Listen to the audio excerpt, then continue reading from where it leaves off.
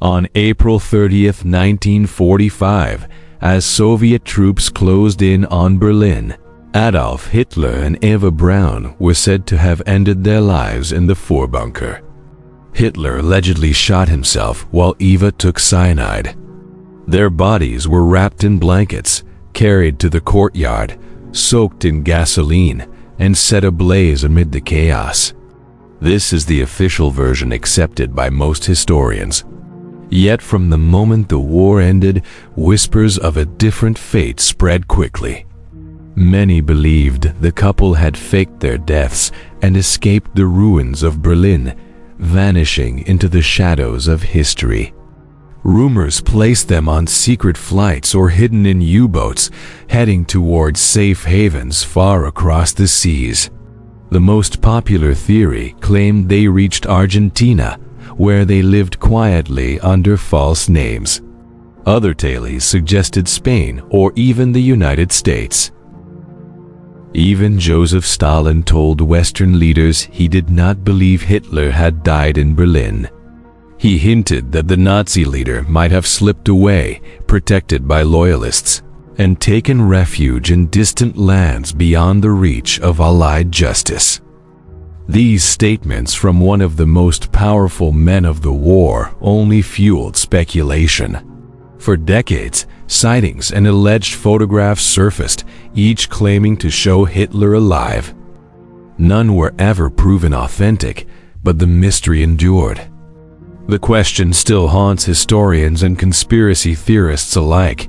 Did Hitler truly perish in his underground bunker, or did he escape, leaving the world chasing shadows? The truth, perhaps, remains buried with the secrets of a vanished Reich.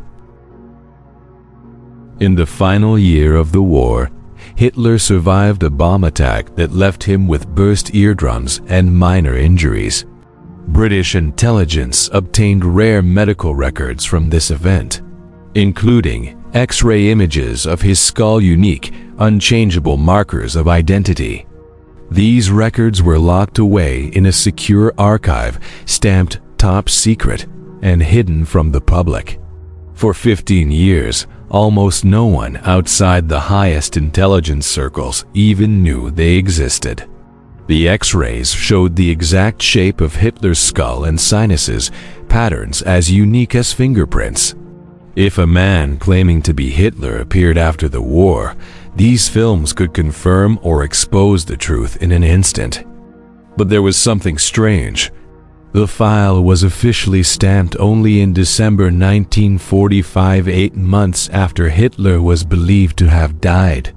Why such a delay in confirming what should have been obvious? Some saw it as a sign of doubt, that perhaps Allied intelligence was not fully convinced the body found in Berlin was truly his.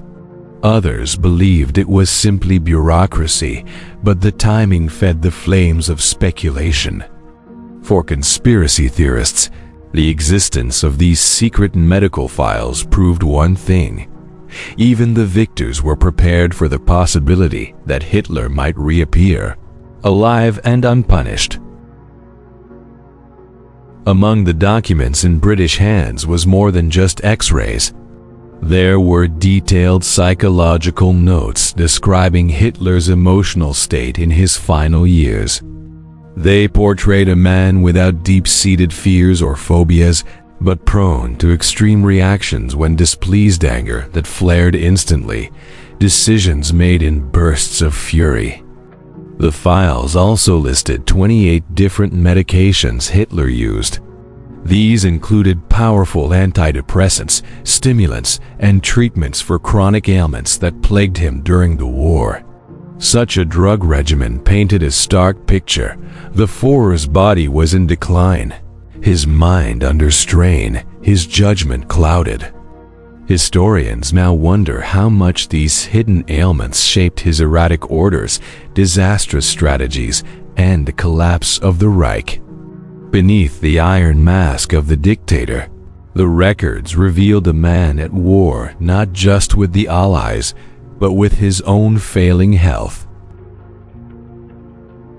One detail in the medical file stood out. The official stamp was dated December 1945, 8 months after Hitler's reported death in April. Why wait so long to confirm the identity of a man whose demise was broadcast worldwide? The delay raised suspicions among those who doubted the official story. Some believed it meant the Allies were not entirely certain the body found in Berlin was truly his. Others suspected politics keeping the truth unclear to unsettle enemies and maintain control of the narrative in the post-war world. Whatever the reason, that 8-month gap became another thread in the web of mystery surrounding Hitler's fate. For conspiracy theorists, it was proof that even in victory, the Allies were prepared for the possibility that the Führer's story was not over.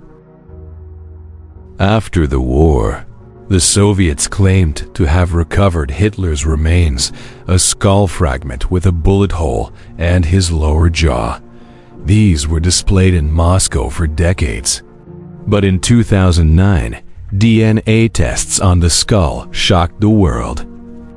The bone belonged to a woman aged between 20 and 40, not Adolf Hitler. This revelation reignited old doubts. If the skull wasn't his, what happened to the real body? Some argued the Soviets had been fooled, others that they deliberately hid the truth for political leverage during the Cold War. Meanwhile, Western intelligence agencies quietly kept their own evidence, ready to challenge any imposter claiming to be Hitler. The mismatch between Soviet and Western records became another puzzle piece, one that kept the mystery alive for generations. Declassified FBI files added fuel to the fire. They contained reports claiming Hitler had escaped to Argentina, living quietly in a remote village in the Andes with Eva Braun. Witness statements described a man matching his appearance, guarded by loyal former SS officers arriving by submarine in 1945. Some accounts even gave street addresses and detailed features of the house said to shelter him. Yet no photographs or physical evidence ever confirmed the story. Historians remained skeptical, viewing the reports as unverified wartime rumors. Still, the sheer volume of sightings kept the theory alive. Each new lead was another spark, reigniting the question: did Hitler truly die in Berlin, or vanish into the mountains of South America? For those chasing the truth, the trail has never gone completely cold.